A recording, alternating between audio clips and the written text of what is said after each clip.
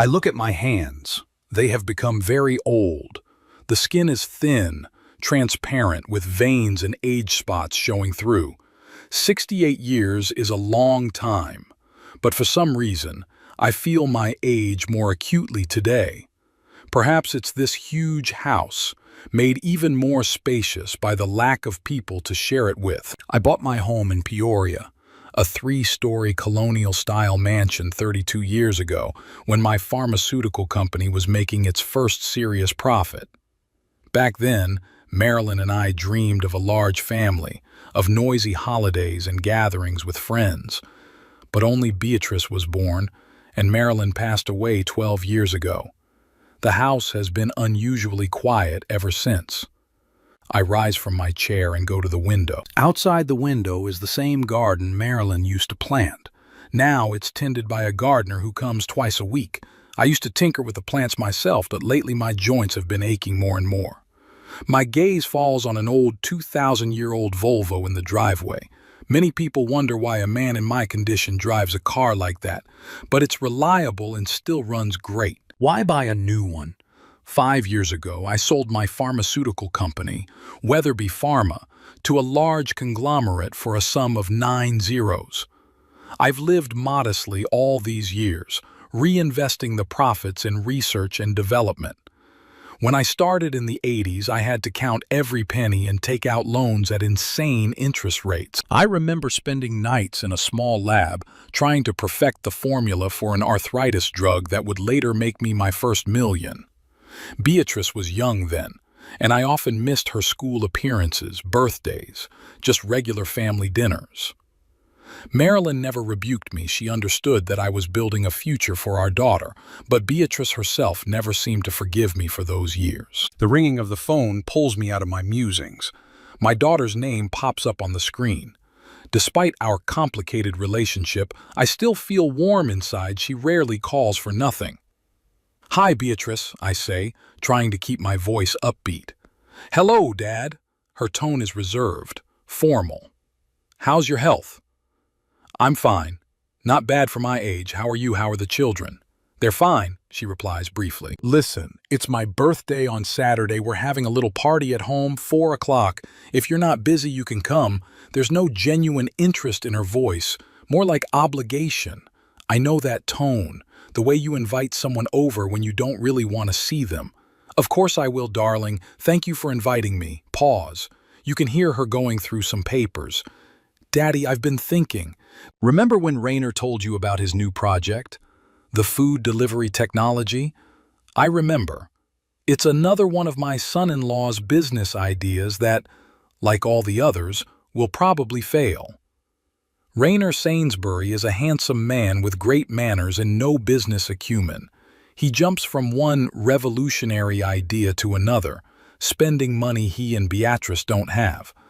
"Yes, I remember," I answer cautiously. "We found investors, but we're short on seed money, 40,000. I thought maybe this is it, the real reason for the call. Beatrice, we've been over this. I'm not funding Rainer's projects. If you want, I can look at the business plan, make recommendations." "Oh my God, Dad!" Her voice immediately becomes irritated. "What are you, pathetic? You have millions of dollars lying around, and I, your only daughter, have to save on everything. It's not about money," I try to explain. "It's about principle. Rainer has to learn to—" "Forget it," she interrupts.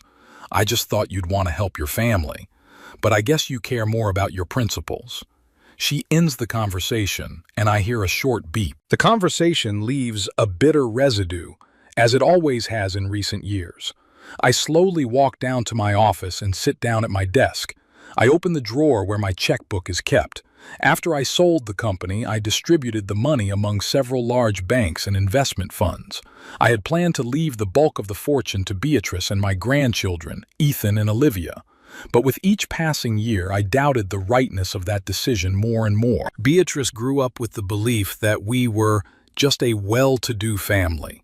Marilyn and I never flaunted our growing wealth, believing it would help our daughter grow up with the right values.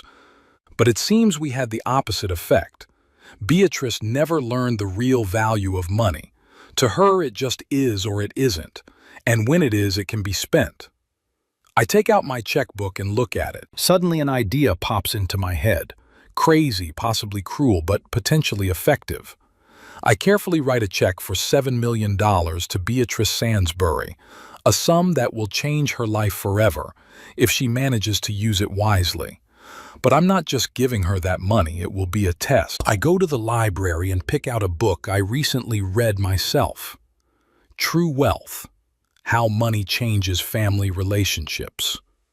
The author, a psychologist and financial counselor, talks about how sudden wealth transforms people and their relationships, often not for the better. The book made me think about a lot of things. I opened the book about halfway through and carefully place the check between the pages. Then I wrap it in plain paper and tie it with a ribbon. This may be my last chance to mend my relationship with my daughter, or the last lesson I can teach her. I walk to the window and look out at the setting sun. 35 years ago, I started a company from scratch, overcame many challenges, and built a successful business. But looking at my personal life, my relationship with my only daughter, I feel like a failure. Something tells me that Beatrice's upcoming birthday could be a turning point for both of us. Though not necessarily in the way I hope, I place the wrapped book on the table and look at my hands again. The money. They've given me freedom, security, the ability to help others. But they also seem to have taken away the most important thing of all: my family. Now all I can do is wait for Saturday and hope my experiment doesn't turn out to be a disaster. Saturday was surprisingly clear and warm for mid-October. I left home early so as not to be late for Beatrice's birthday.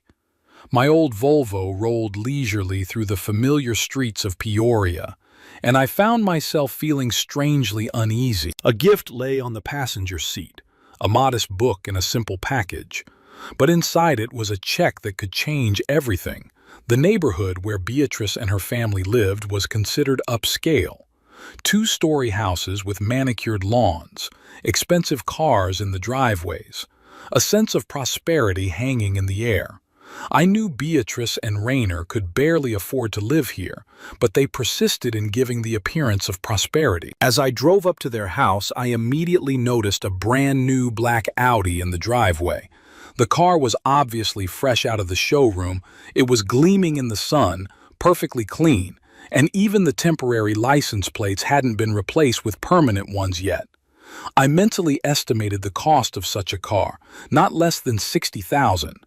And that was despite the fact that Beatrice had asked me to borrow $40,000 for Rainer's business only a month ago. As I parked my old Volvo next to the new Audi, I felt a fleeting embarrassment. I could afford a dozen cars like Beatrice's, but years of saving money and being smart about money had shaped my habits. Why buy a new car when the old one serves perfectly well? But now, looking at the contrast, I realized how my daughter and her family perceived me, as a stingy old man unwilling to enjoy the fruits of his labor. I took the gift and headed for the door. Before I rang the bell, I heard loud music and laughter coming from the house. I pressed the bell, and a minute later the door was opened by Rainer, my son-in-law, a tall man with an impeccable haircut and the trademark salesman's smile. "Cassius, good to see you." He shook my hand vigorously. "Come on in, everyone's here." There was a fake joy in his tone that hid more complicated feelings. Rainer and I never got along. I saw him as someone who was used to getting everything too easily. He probably saw me as an obstacle to the wealth that would come to his family. There were about 20 guests gathered in the spacious living room. I recognized a few of Beatrice's friends, a couple of Rainer's colleagues and neighbors. In the corner of the room was a white tablecloth-covered table with snacks and drinks, above which hung a brightly colored "Happy Birthday Beatrice" banner. Everything looked expensive and elaborate, like a party from a glossy magazine. Beatrice didn't notice me right away. She was standing in a circle of friends talking excitedly. She was wearing an elegant black dress that had obviously cost a lot of money. When our gazes met, she smiled strangely and walked over to me. "Daddy, you made it. She kissed my cheek, not hiding the slight scent of wine in her breath. "How was your trip?" "Fine, darling, happy birthday." I handed her a present, but she put it back on the table by the entrance. "Thanks, I'll open it later with everyone else. Are you hungry?" "Drinks are on the table. Appetizers too. Make yourself at home." She was about to go back to her guests, but she stopped and gave me an appraising look. "Dad, are you still wearing that jacket? I remember it from Mom's days. You know, at your age it's important not to look, outdated." I looked at my tweed jacket. Yes, it was old, but it was well made and hardly worn. "It was comfortable and fit well," I replied. Beatrice rolled her eyes. "And that old car of yours. People will think I don't take care of my father, or that you—" She didn't finish, but I realized, poor. "Don't worry about what people will think," I said calmly. "I like my car. Of course you do." She smiled, strained. "Okay, I'm going to go say hello to Hugo and Ruth. They just got here." I was alone, and I took a glass of mineral water and watched the festivities. Beatrice and Reiner's house was tasteful but overly ostentatious. New furniture from expensive collections, original paintings on the walls, designer knickknacks. Everything screamed of money, which they didn't really have. My grandchildren, Ethan and Olivia, 14 and 12 years old, were sitting in the corner of the living room, staring at their phones. I headed over to them. "Hey guys, how's school going?" Ethan barely looked up from the screen. "Fine, Grandpa." Olivia was a little more welcoming. "Hey Grandpa, I'm fine, thanks. What are you working on?" I tried to look at their phone screens. "Just a game," muttered Ethan, "and I have a new TikTok. Do you want to see it?" Olivia offered. I sat down next to her and she showed me a short video of her dancing to a popular song. The video was professionally edited with different effects. "Impressive. Did you do it yourself?" Yes, my dad bought me a new iPhone with a cool camera and an editing program. She said proudly. A brand new iPhone, the latest model, another unnecessary expense. What about you, Ethan? Still interested in chemistry? I asked my grandson, remembering how a year ago he enthusiastically told me about school experiments. "Not really." He shrugged his shoulders, not taking his eyes off the game. "Too bad. You had good talent. You know, when I was your age, I knew for sure I wanted to be a pharmacist. Grandpa, no offense, but you already told me that." Ethan interrupted me. "I don't have to decide what to be yet. We have a different time." I became sad. I had once dreamed of a close connection with my grandchildren, perhaps even of one of them following in my footsteps. But they grew up in a completely different world, with different values. Soon Reiner came up to us with a glass of whiskey. "Cassius, don't monopolize the children's attention." He patted me jokingly on the shoulder. "Come on, I want to show you something." He led me into his office, a small room with a massive desk and a leather chair. On the walls were pictures of Reiner with various famous people, mostly taken at public events, but giving the impression of close acquaintance. "What do you think of my new business idea?" He pulled out a tablet and opened the presentation.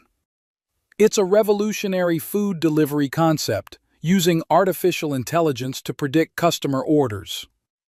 I looked through a few slides. Beautiful graphs, loud promises, minimal specifics. "And how exactly would this artificial intelligence work?" I asked. Reiner hesitated. "Well, it's a complex system of algorithms. We have a technical specialist who deals with this part." "And the competitors?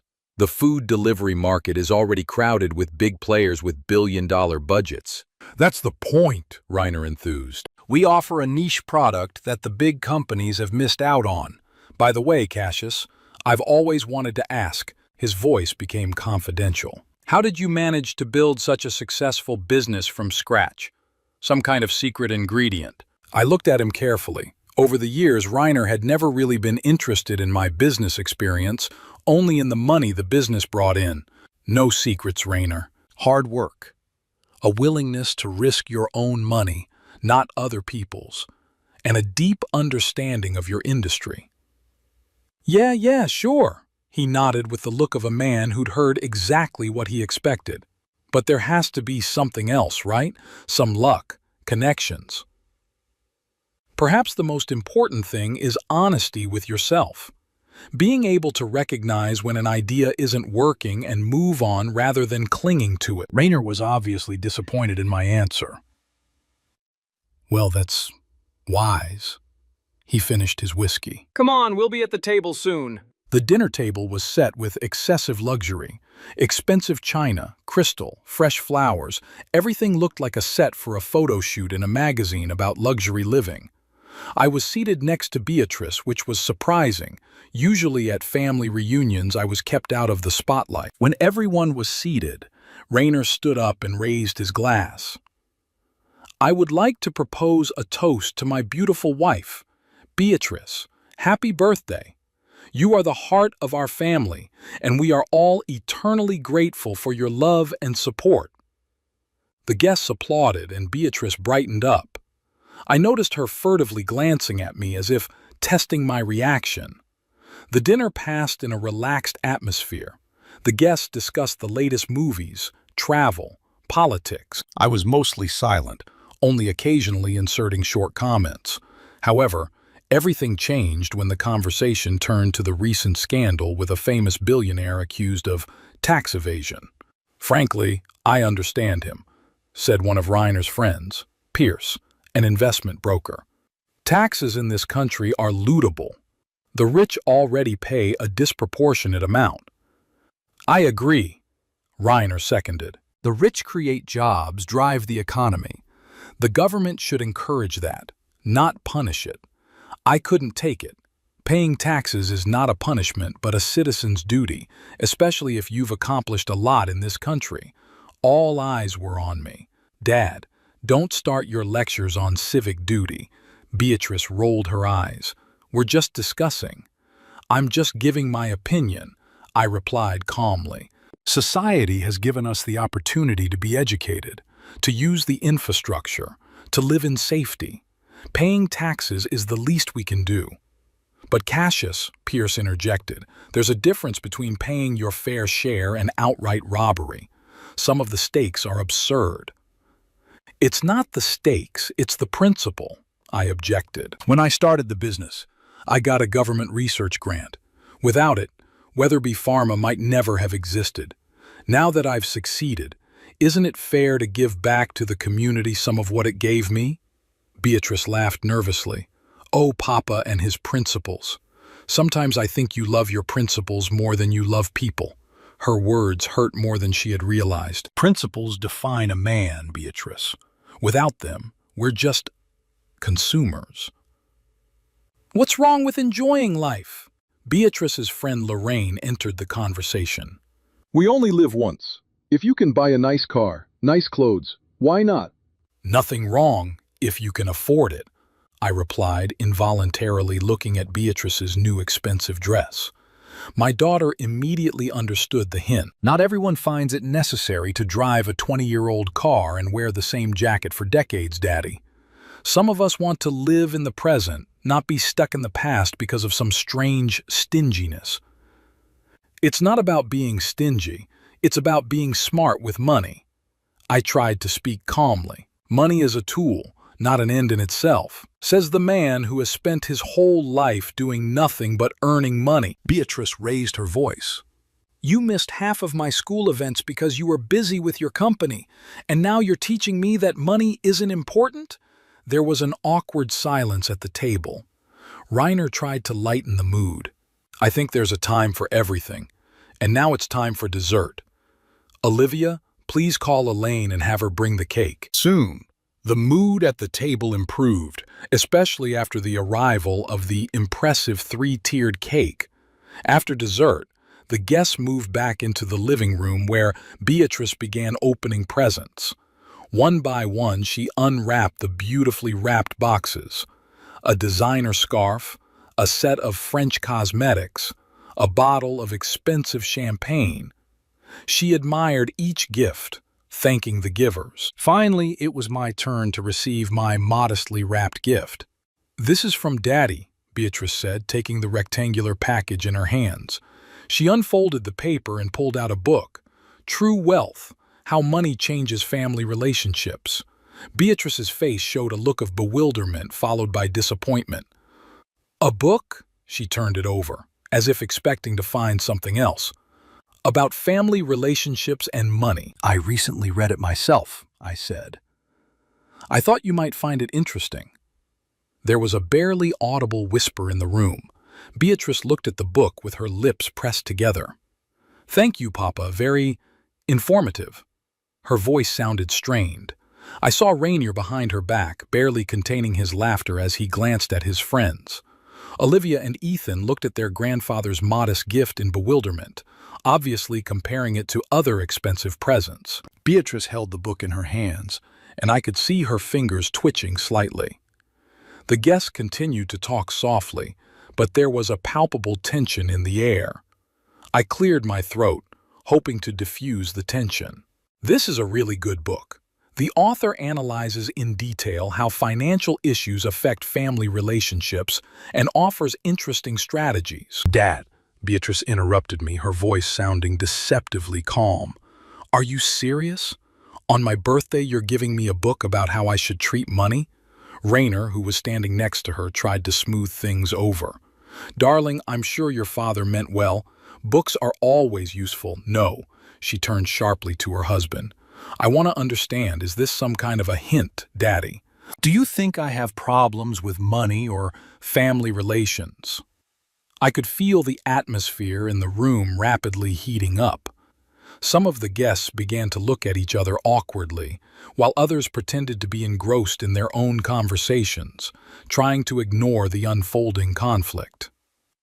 Beatrice, I said as gently as I could, it's just a book I found interesting. I thought it might be useful to you. It has a lot of deep thoughts about how money affects relations between people. Oh, deep thoughts! Beatrice grinned bitterly. And you think I lack deep thoughts? That I don't know how to handle money or relationships?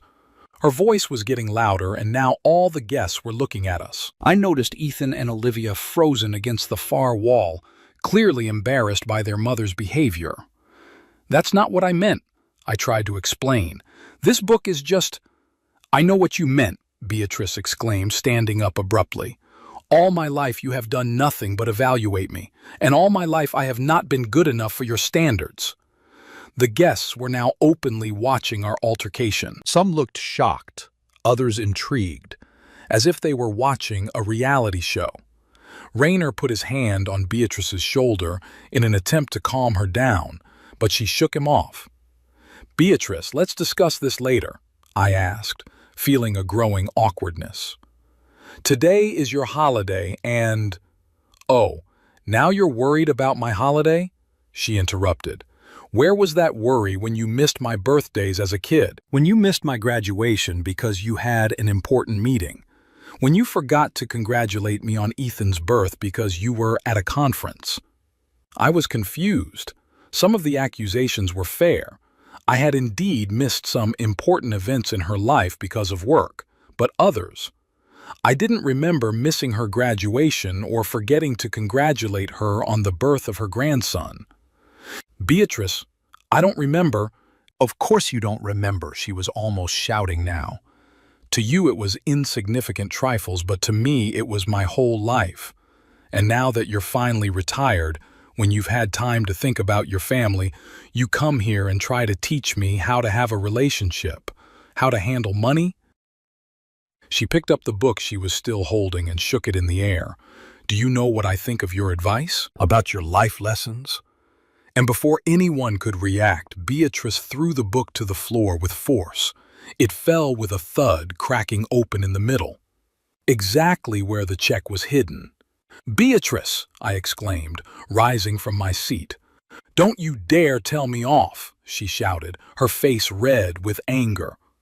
All my life you've put your job, your money, your bloody principles before me, above my mom, above our family, and now you come into my house and try to teach me? There was a dead silence in the room. Even the music seemed to quiet down, as if the sound system was also shocked by what was happening. I noticed a few guests discreetly pulling out their cell phones, apparently planning to escape at the first opportunity. "Honey, please." Rainer tried to intervene, but Beatrice waved him away. "No, let him know what I think. Let everybody know." She turned to me, tears of rage glistening in her eyes. "Do you know that Mom cried every time you stayed late at work? That she felt abandoned while you built your precious empire? That I had to comfort her when I was 10 years old?" Those words hit me like a physical blow. Marilyn never told me she felt abandoned. She had always supported my efforts, understood that I was working for our future. Did her smile hide such pain? And did my 10-year-old daughter see things I didn't? "Yay, I didn't know," I mumbled, feeling the ground slipping away from under my feet. "Of course you didn't know. You never saw anything but your flasks and formulas," Beatrice went on. "And then, when your company became successful, when you had money, you didn't even let us enjoy that success. You continued to live like a cheapskate, in the same old house, same old car." I took a deep breath, trying to collect my thoughts. "Beatrice, I understand how you feel, but it's not fair. I've always taken care of you and your mom. Yes, I've worked hard, but everything I've done for our family." "Don't you dare say you did it for us," she interrupted. "You were doing it for yourself, for your ego, for your sense of superiority. You can't even admit now that you've been a bad father and husband." Her words hurt me deeper than she could have imagined. Was this really what she had thought of me all these years? Was the image of a loving, though not always present, father that I had painted for myself only my fantasy? "I admit I wasn't always the perfect father," I said quietly. "But I loved you and your mom more than anything in the world. I still do." "You did?" Beatrice laughed bitterly. "You don't even know what love is. Love is not money in an account. It's not an expensive school. It's not paying for college. Love is presence, support, understanding, all the things you never had for us." I felt a lump come up to my throat. All my life, I had believed that providing for my family financially was the epitome of love. That by sacrificing time with them for financial stability, I was making the right choice. But what if I've been wrong all along? And now that you're lonely, when you finally realize that money doesn't keep you warm at night, you remembered your family? Beatrice continued. Decided to teach us about life, give us a book about the importance of family relationships. You are the epitome of hypocrisy. I noticed that Ethan and Olivia looked completely shocked. They had never seen their mother in such a state. Rainer shifted nervously from foot to foot, not knowing how to intervene. The guests froze in awkward poses, clearly wishing they were anywhere but here. Beatrice, let's continue this conversation in private, I suggested, trying to save the situation. It's your party today, and I don't want to spoil it. "You've already ruined it," she exclaimed. "You always do. You know what? You're a disgrace to this family. A man who made millions, but lost everything that really mattered." Those words seemed to pierce through me. The disgrace of the family is what my own daughter used to call me. Please calm down." Rainer tried to intervene again. "Don't tell me what to do," she snapped at her husband, then turned back to me. "I want you to leave. Now, you've ruined my birthday like you've ruined everything in my life." I stood thunderstruck. She had never spoken to me like that before. Even in our fiercest arguments, there was always a line we never crossed. But now, that line had been blown away. "If this is what you really want," I started. "Yes, I do. Go away." She pointed to the door. I slowly rose from my chair, feeling the stares of everyone in the room. The silence in the room was so thick, it was like cutting it with a knife. "I'm sorry for the way things turned out," I said, looking not only at Beatrice but at all the guests. "I apologize for causing this scene." I headed for the exit, passing an open book lying on the floor. Out of the corner of my eye, I noticed the check that had fallen out of it and was now lying nearby, partially hidden by the pages. I wanted to bend down and pick it up, to show it to Beatrice. Here, look what I really wanted to give you. But something held me back. Was it pride, resentment, or the sudden realization that she was right and money never solved our problems? Reiner walked me to the door, looking both embarrassed and strangely triumphant. "She'll calm down," he said, lowering his voice. "You know women and their emotions." I looked at him with distaste. This man didn't understand his wife at all if he thought it was just women's emotions. "Take care of her," was all I said as I stepped out onto the porch. The front door closed behind me, cutting me off from the noise of voices inside. I walked slowly to my car, feeling incredibly old and tired. Getting behind the wheel, I didn't start the engine right away. Instead, I just sat there looking at my daughter's house through the windshield. After I left, the festivities at Beatrice's house continued. I could only imagine Raynor diffusing the situation by offering more champagne to the guests, turning the music up, pretending that nothing special had happened. A family scene that no one there would forget, but that everyone would try not to mention. And I drove home through the empty evening streets of Peoria, my head heavy with thoughts. My daughter's words echoed in my mind. "You are a disgrace to our family. You don't even know what love is." Every word was like a knife stab. And worst of all, I was beginning to think she was right. All my life, I thought I was doing the right thing, working my ass off to provide for my family, saved and invested so Beatrice could have a secure future, paid for the best schools, college, helped with a down payment on a house. Isn't that what a loving father should do? But what if I was wrong all along? What if my understanding of a father's love was incomplete, distorted? What if, in providing for my daughter's material needs, I had missed something far more important, her emotional needs? When I finally parked the car in front of my house, it was already dark. I walked into the empty hallway without turning on the lights and stood for a moment listening to the silence. This big house had always seemed cozy to me, but tonight it felt like it was pressing with its emptiness. I went up to the study, poured myself some whiskey, a rare weakness for me, and went to the window. It overlooked the garden and the little pond that Marilyn loved so much. I tried to imagine what she would say now if she were alive. Would she support me or sided with her daughter? "Do you know that Mom cried every time you stayed late at work? Is that really true? Did my wife, always so understanding and supportive, really suffer from my workaholism? And if so, why didn't she ever tell me about it? Or did she, but I didn't hear it?" I remembered how once, coming home past midnight after an important negotiation, I found Marilyn sitting in the dark in the kitchen. "Is everything all right?" I asked. "Just can't sleep," she replied with a smile. But now, 25 years later, I suddenly saw something in her eyes that I hadn't noticed then, longing and disappointment. How many more moments like this had I missed? How many unspoken pleas have I not heard? How many silent tears had I missed? I set the untouched whiskey on the table and sat back in my chair. My thoughts returned to the $7 million check left at Beatrice's house. Now that decision seemed not just wrong, but ridiculous. What was I trying to prove? That money was more important than forgiveness and understanding. That you could buy your daughter's love while teaching her a lesson at the same time. I reached for the phone and dialed the bank's number.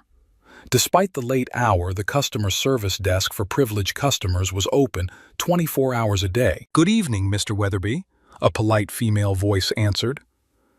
"What can I do for you?" "I need to block a check," I said. "A check for $7 million made out today to Beatrice Sandsbury." "Of course, sir. May I ask why it's being blocked?" I hesitated. What am I supposed to say? That I had a fight with my daughter? That I changed my mind about giving her the money? That it was a stupid idea all along? "The check is lost," I finally answered. "There is a risk that it could be found and cashed by an unauthorized person." "I understand, sir. One moment, please." While the operator processed the lockout, I pondered my decision. Was it revenge for Beatrice's cruel words, or was it an attempt to protect her from herself, and especially from Reiner, who would surely find a way to squander the money on his own dubious projects? Or was it an admission that money had never solved our problems and would not solve them now? Done. Mr. Weatherby. The operator's voice brought me back to reality. The check has been blocked. If it is presented for payment, the bank will refuse to release the funds. Thank you, I said, and hung up. It was only now that I realized how tired I was. The emotional strain of the evening had sucked all the energy out of me. I went up to the bedroom, showered, and went to bed, but I couldn't sleep. Beatrice's face, contorted with anger, was before my eyes, and I replayed her words over and over in my head, trying to figure out where and when things had gone wrong. At the same time, at Beatrice's house, the party was coming to an end. The last guests were departing, leaving the hosts alone with the mess and the emotional aftertaste of the scandal. Elaine Jefferson had worked for Sainsbury's for 3 years. A 52-year-old widow with kind eyes and strong hands, she cleaned their house 3 times a week and occasionally helped with cooking for special occasions. Today, she stayed longer than usual to help with the cleanup after the holiday. When the last guest had left, Beatrice, still reeling from her argument with her father, went straight up to the bedroom, leaving Reiner to deal with the aftermath of the party. He briefly told Elaine that they would go to bed, and she would finish cleaning up and close the door on her way out. Elaine methodically cleaned the living room, collecting glasses, stacking plates, throwing away napkins. She had heard the quarrel between Beatrice and her father. It was impossible not to hear it, and sympathized with both of them. Mr. Weatherby had always seemed to her a good man, though a little severe, and Beatrice, well, she was a difficult character, but Elaine understood her. Sometimes parents and children just spoke different languages. As she swept the floor, she noticed the book still lying where Beatrice had left it. Elaine picked it up, about to put it back on the bookshelf, and then saw a piece of paper lying nearby. Bending over, she picked it up and froze in amazement. It was a check for $7 million made out to Beatrice Sainsbury. Elaine blinked several times, unable to believe her eyes. The amount was so huge that it seemed unreal. She had never in her life held a check for even $1,000, let alone millions. Her first impulse was to take the check to the owners immediately, but something stopped her. Beatrice was in such a state that she was unlikely to appreciate the intrusion. Besides, the check appeared to have fallen out of the book that Beatrice had so defiantly rejected. Perhaps it was part of some message from her father that she was unwilling to accept. After brief deliberation, Elaine decided that the best thing to do would be to put the check on the dresser in Beatrice's bedroom and leave a note. So she did so, writing on the post-it note, "Found this next to a book in the living room. I think it's important. Elaine." Finished cleaning up, she quietly left the house, closing the door behind her.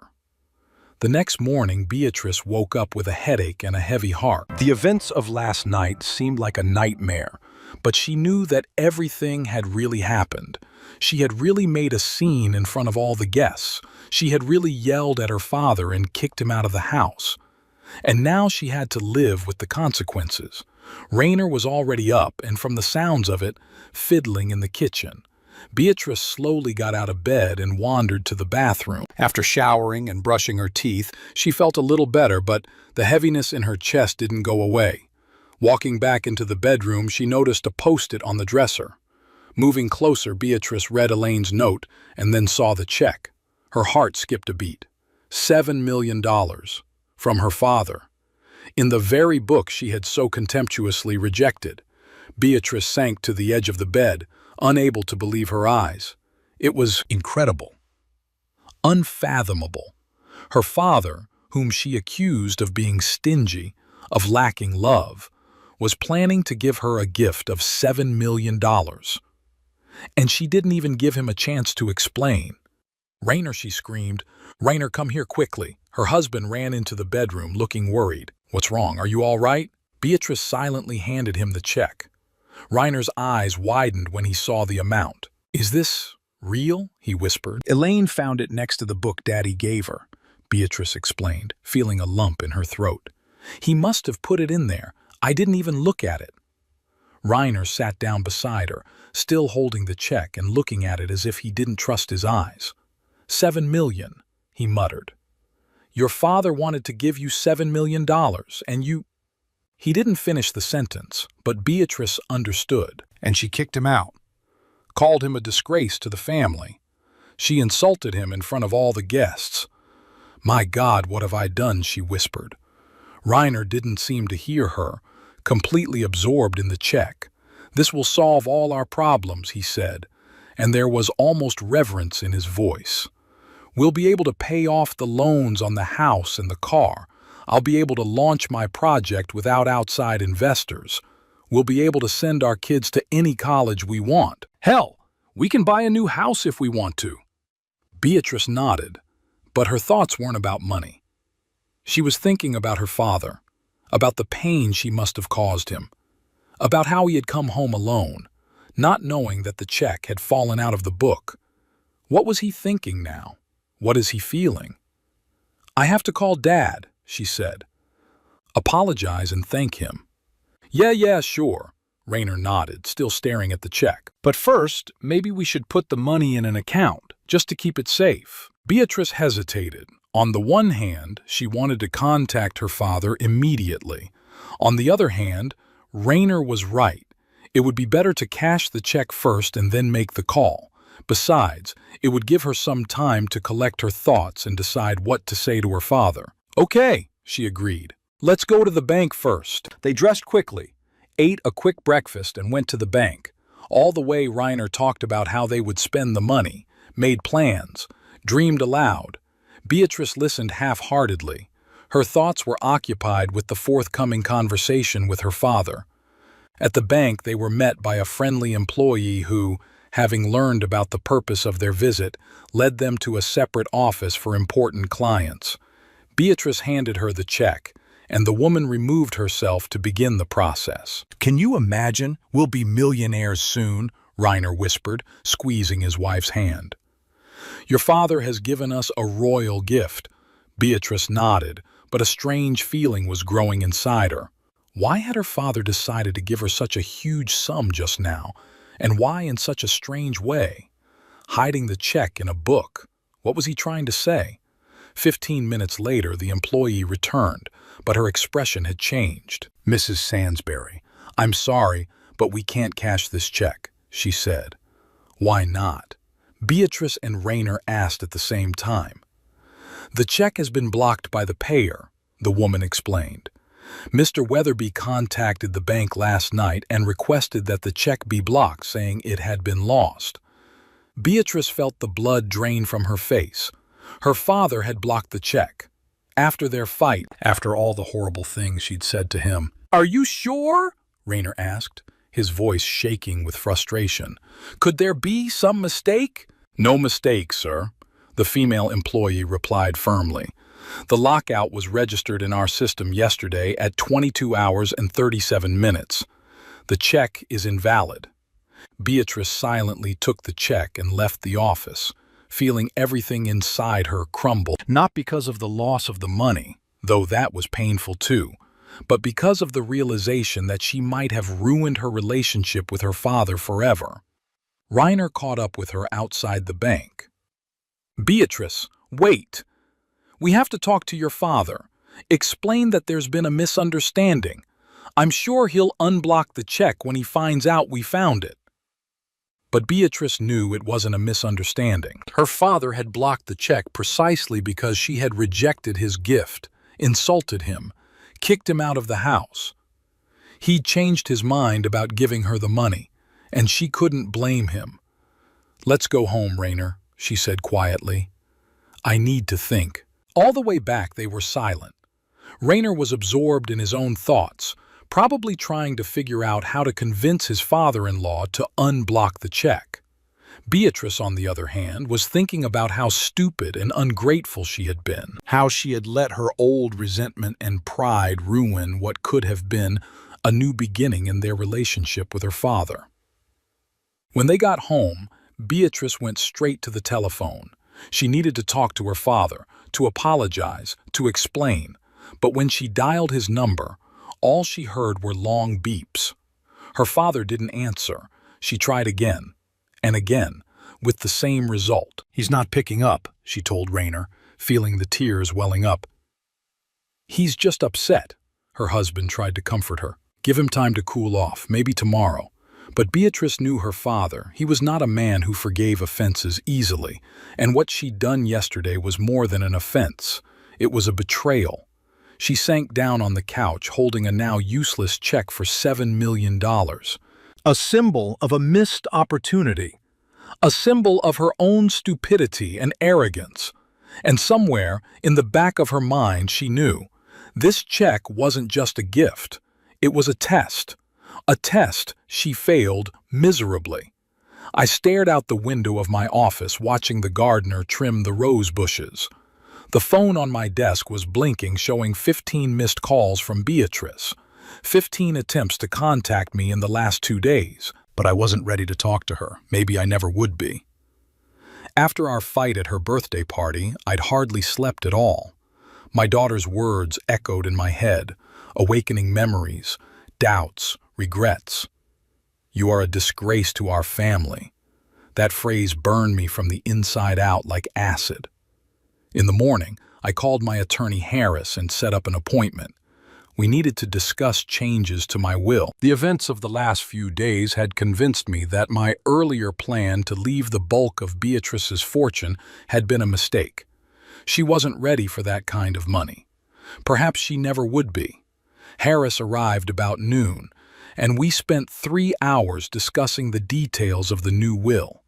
I decided to divide my fortune into 3 parts. The first was a trust for my grandchildren, Ethan and Olivia, with the stipulation that they would have access to the money only after the age of 30, and only if they received a college education. The second part is a fund to finance pharmaceutical research, especially the development of drugs for rare diseases, and only a small portion, about 5%, would be given to Beatrice just to give her basic financial security. When Harris left, I felt strangely relieved.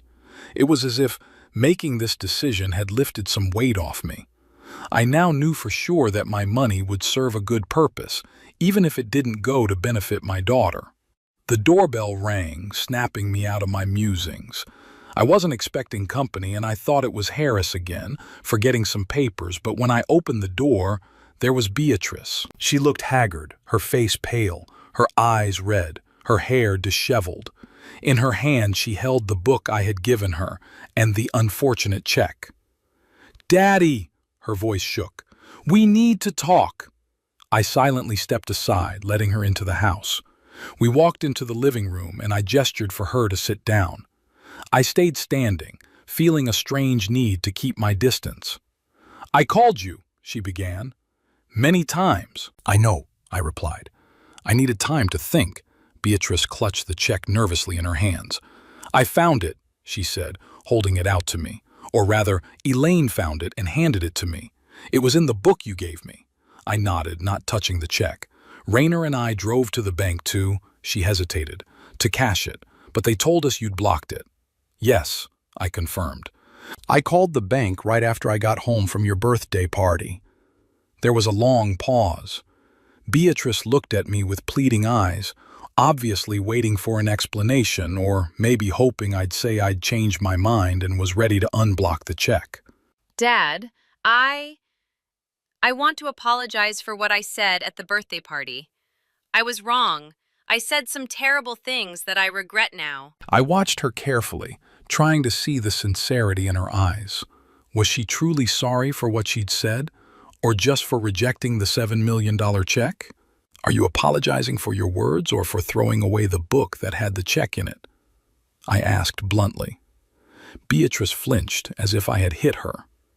"Yeah, I didn't know about the check when I threw the book away," she mumbled. "That doesn't answer my question," I pointed out. She took a deep breath, gathering her thoughts. I apologize for everything, Daddy, for being ungrateful, for not appreciating everything you did for me, for accusing you of things that, weren't always fair. I listened to her, but felt no relief or joy at this apology, perhaps because I didn't believe they were sincere, or more likely, because too much between us was broken, and a simple apology couldn't fix it.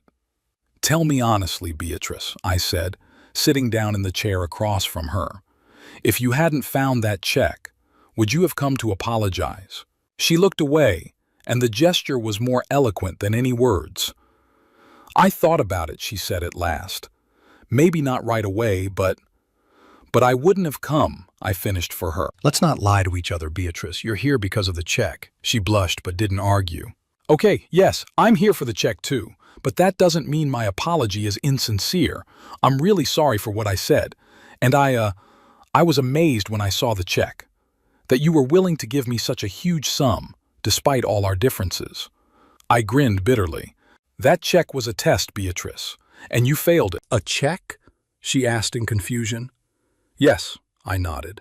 I wanted to see what was more important to you, the money or our relationship.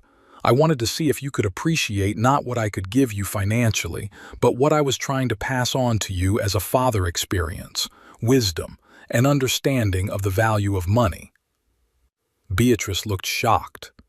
Did you purposely chose to do it this way, hiding the check in the book knowing I might not open it? I was hoping you'd open the book, I answered, that you'd show at least a modicum of respect for my gift, even if it seemed strange or inappropriate. But you didn't just not open it. You threw it on the floor, called me a disgrace to the family, and threw me out of your house. She lowered her head, and I saw a tear roll down her cheek. I'm so sorry, Daddy. I behaved terribly. It wasn't just your behavior at the birthday party, I continued. It was just a symptom of a much deeper problem. For years you've accused me of being too focused on money, of not giving you enough. Yet you never tried to live within your means, always demanding more than you could afford. That's not fair, Beatrice objected, her voice again tinged with irritation. Rainer and I have had financial difficulties, but we've tried ... You bought a new car for $60,000, I interrupted. And a month before that, you'd asked me for $40,000 for Reiner's business. This isn't financial hardship, Beatrice, it's financial irresponsibility. She had no answer, so I continued.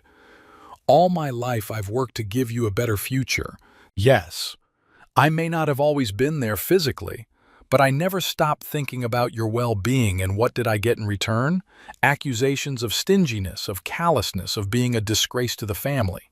That's not what I meant, Beatrice said quietly. I was upset, angry. That's exactly what you meant, I said firmly. And you know what? You're right about something. I was really too focused on work, on building wealth. Maybe I missed something important in my upbringing, but I never stopped loving you and wishing you well. We both fell silent. It was already getting dark outside the window, and I turned on the desk lamp, casting a warm light on our faces. What now? Beatrice finally asked. Do you unblock the check? And there it was, the most important question to her. Not about how we repair the relationship, not about how to move forward, but about money. No, I answered. The check would remain blocked. Her face changed, as if a mask had fallen, and I saw disappointment bordering on rage. So this whole check thing is just an excuse. You were never going to give me that money. I did, I said calmly, but your actions have shown me that it would be a mistake. You're not ready for that kind of money, Beatrice. It wouldn't solve your problems. It would only make them worse. Who are you to decide whether I'm ready or not? Her voice has risen again. You think you know best. You always have. I sighed. We were back to the beginning. The same accusations, the same anger. I've changed my will, I said, deciding not to respond to her outburst. You will receive 5% of my estate. The rest will be split between a trust for Ethan and Olivia, with the stipulation that they can't receive the money until they're 30, and a fund to finance medical research. Beatrice stared at me wide-eyed. clearly not believing what she was hearing. "You can't do this," she whispered. "I already have," I replied. "The papers were signed this morning." But why?" She seemed genuinely shocked. "Why are you doing this to me?" "I'm not doing anything to you, Beatrice. I've just made a decision that I think is right. Money should do good, not harm. I'm afraid that such a large sum will only do you harm." "You cannot know that for certain," she exclaimed. "You're just punishing me for telling you the truth, for daring to express my feelings." I shook my head. "It's not about punishment, Beatrice. It's just that I finally saw the situation for what it was. You and I have never understood each other. Perhaps we never will. And money won't help." She stood up with her fists clenched. "Do you know where we're at?"